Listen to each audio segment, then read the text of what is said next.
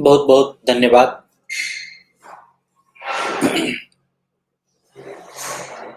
हम लोग माता सीता की खोज के बारे में बातचीत कर रहे हैं और यह खोज जो है पवन पुत्र हनुमान जी के द्वारा हो रहा है।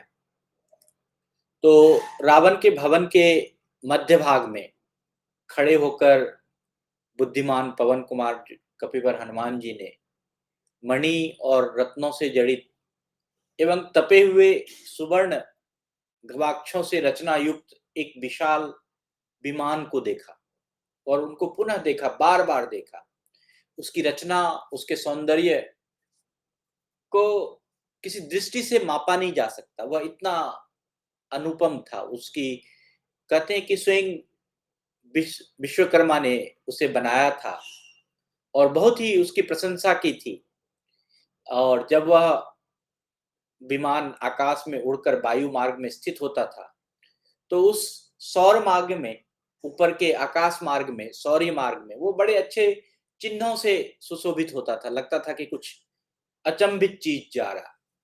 और जो भी उनमें से कोई भी वस्तु ऐसी नहीं थी जो कि उसमें नहीं था, सब चीज था। देवताओं ने भी आ, बड़े ही इस प्रकार से अपने दिल को, अपने मन को खोल रखा था कि हमें भी एक ऐसा विमान प्राप्त हो। लेकिन वह विमान सिर्फ और सिर्फ रावण के पास था। तो ऐसा कहा जाता है कि इस विमान का जो निर्माण था वो विश्वकर्मा ने कराया था। और पुष्पक विमान को जो है विश्वकर्मा ने बनाकर कुबेर को भेंट की थी। और कुबेर के पास यह विमान था। तो रावण ने बड़े अच्छे से तप किया, तपस्या के आधार पर उस विमान को कुबेर से प्राप्त किया। रावण कहते हैं कि निराहार रहकर तप किया था और भगवान के चिंतन में चित्त को एकाग्र किया था। इससे मिलते हुए पराक्रम से और बड़े ही अच्छे से उस विमान को उन्होंने तपस्या से प्राप्त की। मन में जहां भी उनको जाने का संकल्प उठता था, उस विमान पर बैठ जाते थे और वहां पहुंच जाते थे। अनेक प्रकार की विशिष्ट निर्माण कलाओं के द्वारा यह विमान की रचना की गई थी। जहां तहां से प्राप्त की गई दिव्य विमान बड़े ही विशेषताओं से निर्मित हुआ था। तो रावण जब यह विमान तप से प्राप्त किया था, तो इस बात का क्या अर्थ है? तप का अर्थ क्या है? ये समझना बहुत जरूरी है। और तप का मूल अर्थ है प्रकाश, या फिर तप जो है प्रज्वलन, जो चीज जलता है जिसमें उष्मा होती है, गर्मी होती है, जैसे सूर्य है, अग्नि है, उसी को तप कहते हैं।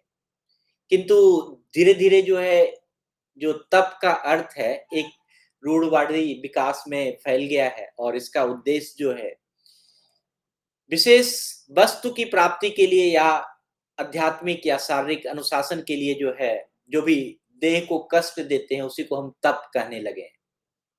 वास्तव में तप की जो भावना है, इसका विकास कैसे हुआ? तप की भावना का विकास जो है वो हमारे चार पुरुषार्थ और चार आश्रम जो है उसके सिद्धांत पर आधारित है, उसी के सिद्धांत पर विकसित हुआ है। तप और संन्यास जो है ये एक दार्शनिक पक्ष है, एक फिलोसफिकल व्यू है। सर्वोत्तम कोई चीज को देखने का, सर्वोत्तम किसी चीज को पहचानने का। और तप जो है यह हमारे शारीरिक रूप से हम तप कर सकते हैं, वाचिक रूप से तप कर सकते हैं बोलकर, मानसिक रूप से तप कर सकते हैं, सात्विक रूप से तप कर सकते हैं, राजसिक रूप से तप कर सकते हैं, तामसिक रूप से तप कर सकते हैं। तो इस प्रकार से जो तप है वो अगर हम देखें तो अलग अलग तरीका से, जब हम शारीरिक तप के बारे में बात करते हैं तो जैसे देवता है, द्विज है, गुरु है, उस और जो अहिंसा है कि हम किसी को भी शारीरिक रूप से कोई अहिंसा नहीं करेंगे, किसी पर कोई हिंसा नहीं करेंगे। तो यह शारीरिक रूप से तप है, चाहे वो किसी के प्रति हो, देव के प्रति हो, जीव जंतु के प्रति हो, जिसके प्रति हो। तो अगर आप कोई चीज को लगता है कि हम शारीरिक रूप से किसी को कष्ट नहीं पहुंचाएंगे, तो वह शारीरिक तप है। वाचिक तप का मतलब होता है जो अनुद्वेगाकार वाणी है, जो वाणी अप्रिय वाणी, किसी को अच्छा नहीं लगता हो, या जो सत्य या प्रिय भाषण या स्वाध्याय हम करेंगे, हम अपने वाणी से सिर्फ सत्य बोलेंगे, प्रिय भाषण करेंगे, किसी को भी अच्छे शब्द बोलेंगे और स्वाध्याय करेंगे। स्वाध्याय मतलब स्वयं का अध्ययन करेंगे। ये जो है हमारा वाचिक रूप का तप है। मानसिक तप का मतलब होता है मन की प्रसन्नता, सौम्यता, या हम इसको कहते हैं आत्मनिग्रह, कि जो भी चीज जो है आप भाव संशुद्धि के लिए करते हैं, आप अपने भाव से करते हैं। किसी के प्रति कोई मानसिक रूप से द्वेष नहीं रखना, झगड़ा नहीं रखना, ईर्ष्या नहीं रखना, कष्ट नहीं रखना, कोई भेदभाव नहीं रखना, वो मानसिक तप है। और जब मानसिक तप करते हैं तो इससे आपकी जो भावनात्मक सिद्धि है वो आपको प्राप्त होती है। और फिर हम कहते हैं कि जो सबसे उत्तम तप है वो है सात्विक तप। सात्विक तप का मतलब होता है श्रद्धा पूर्वक फल की इच्छा से विरक्त होकर जो भी किया जाए, कि हम कोई बिना फल की इच्छा नहीं है, हम श्रद्धा से कोई काम कर रहे हैं कि हम हमें उसका फल ही मिले, ऐसा नहीं, हम श्रद्धा पूर्वक अगर हम कोई भी चीज कर रहे हैं तो वो हमारा सात्विक तप है। और जो राजसिक तप तप है इसके विपरीत है थोड़ा सा, कि हम कोई चीज मान के लिए, पूजा के लिए दंभ पूर्वक कोई चीज करते हैं तो वो राजस तप है। और जो तप मूढ़ता बस हम करते हैं, अनेक प्रकार को कष्ट देकर करते हैं, दूसरे को कष्ट पहुंचा के करते हैं, वो तप जो है तामसिक तप है। तो इस प्रकार से तामसिक तप तो आदर्श कभी भी नहीं होता है। तो स्पष्ट है कि जो हम तप के बारे में बात करते हैं, तप जो हमारे जीवन के शाश्वत मूल्यों की प्राप्ति होती है, कि जो हम चाहते हैं, जिस प्रकार के मूल्य हम अपने जीवन में, जिस प्रकार का बदलाव हम अपने लाना चाहते हैं, जिस प्रकार का हमारे मन में जो सर्वोच्च स्थान किसी चीज के लिए या जो भी निष्काम कर्म के लिए, उसका अगर मान हमारे जीवन में बढ़ता है, उसका मार्ग खुलता है, तो इसी को तप कहते हैं। तो रावण ने जो यह तप पूर्वक यह जो पुष्पक विमान लिया था, तो उनका तप था उनके प्रति, वह निष्ठा से उन्होंने लिया था। और वह कभी भी स्वामी का मन का अनुसरण करते हुए शीघ्रता से चलने वाला वो था। वो ऐसा विमान था कि जो भी उस पे बैठ जाए वह उसका स्वामी बन जाता था, और उसमें जो भी हम मन में जैसा सोचते थे, दूसरे के लिए जो दुर्लभ हो, जो वायु के समान वेग से आगे बढ़ने वाला हो, श्रेष्ठ जिसको कहते हैं आनंद, महान जो सुख होता है, उस प्रकार से पुण्यकारी जो भी महात्मा है उसका आश्रय प्राप्त करने वाला वह पुष्पक विमान था। यहाँ पर हम बड़े अच्छे से पुष्पक विमान के बारे में बात कर रहे हैं, कि उसकी जो पुष्पक विमान की जो क्वालिटी है, पुष्पक विमान के बारे में जब हम बातचीत करते हैं तो वह, शांति करवा दो, बाहर बाहर शांति करवा दो लोगों को, ठीक है। जब हम पुष्पक विमान के बारे में बातचीत करते हैं तो ये कहीं ना कहीं हमारे मन के उद्वेग से लगा हुआ है। और जब भी हम मन कहीं भी ले जाना चाहते हैं, मन कहीं भी पहुंच जाता है, वायु वेग से भी तेज होता है मन।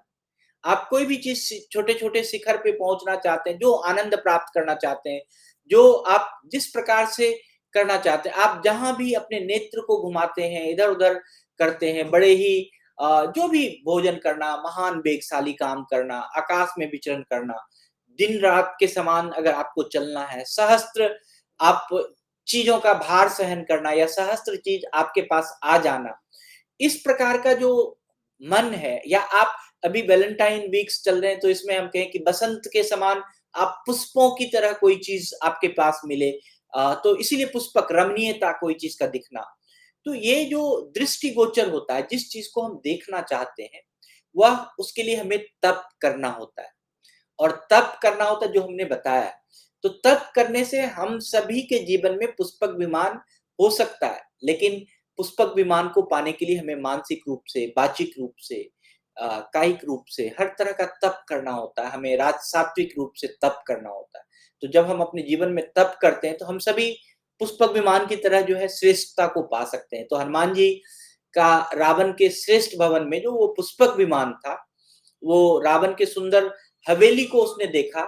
ये सब चीज, जो भी चीज हम कहते हैं, और इवन कि हनुमान जी ने वहां पर रावण के सहस्त्र सुंदर स्त्रियों को भी उनका अवलोकन किया। उन्होंने लंकावर्ती सर्वश्रेष्ठ जो एक महान गृह के मध्य में जो पवन पुत्र वहां पर पहुंचे थे, उन्होंने देखा कि एक उत्तम सा भवन है, वो बहुत शोभा पा रहा, बड़े ही निर्मल और विस्तृत था। उसकी जो लंबाई थी 1 योजन और जो चौड़ाई थी आधे योजन की थी। हमने बोला था कि 1 योजन जो है 8 मील के बराबर होता है। कितनी बड़ी होगी। तो राक्षस राज भवन का जो रावण का जो भवन था, वह इतना विशाल था, बहुत ही बड़े-बड़े अट्टालिकाओं से व्याप्त था। तो वो विश्वालोचन विदेही नंदिनी सीता की खोज कर रहे थे, शत्रुसूदन हनुमान जी। तो उस भवन में वह सभी ओर चक्कर लगा रहे थे, लगाते फिर रहे थे। बल वैभव से संपन्न हनुमान जी ने जो है कि राक्षस के वह सभी उत्तम आवास को देखा, सभी उत्तम आवास का अवलोकन किया, सुंदर गृह में जा पहुँचे और वह यहाँ तक कि राक्षस राज रावण के जो है निजी निवास स्थान में भी जाकर पहुँचे। तो ये सब जो अवलोकन है, जो चीज़ पाने की बात है, हर चीज़ के पहुँचने की बात है, उसमें भी तप की जो एक विशाल एक जो सोच है यहाँ पर तप के बारे में जो आज जो मैंने विस्तृत रूप से आपसे बातचीत किया, ये जो विचार किया, ये हम सभी के जीवन में बहुत ही ज़रूरी है कि अगर हमें कोई चीज़ चाहिए, तो हमें मानसिक रूप से संतुलन करना होगा कि हम अगर मानसिक रूप से स्थिरता लाएँगे, तो हमें वह चीज़ मिल जाएगा। हम प्रसन्नता लाएँगे अपने जीवन में तो वह चीज़ मिल जाएगा। हम शारीरिक रूप से बिना किसी को कोई हिंसा किए हुए अगर हम किसी से कोई चीज़ लेना चाहते हैं, तो वह मिल जाएगा। वाचिक रूप से हमें अपने वाणी पे संयम रखकर अगर हम कोई चीज़ को करना चाहें, तो वह हमें मिल सकता है। सात्विक रूप से अगर हमारा मन अगर सात्विक रूप से प्रसन्न हम कि किसी को कोई कष्ट ना पहुँचाएँ, हम कोई भी काम जो निष्काम भाव से करें, कि हम उसके लिए जो ऐसा लगा कि वह करेंगे तो वह चीज़ मिलेगा, नहीं, हम वह चीज़ करते रहें, उसका फल जो है हमें मिलेगा। हमें उसमें पूरी तरह से शारीरिक रूप से, मानसिक रूप से अगर हम अपने पूरे पुरुषार्थ को झोंक दें, तो हमें वह चीज़ ज़रूर प्राप्त होगा। तो इस प्रकार से जो तप है, तप को हम इस प्रकार से सोचेंगे, ना कि तप को कोई दूसरे प्रकार से सोचेंगे। तो आज के लिए इतना ही। बहुत-बहुत धन्यवाद, बहुत-बहुत आभार। तो अगर किसी के मन में कोई प्रश्न है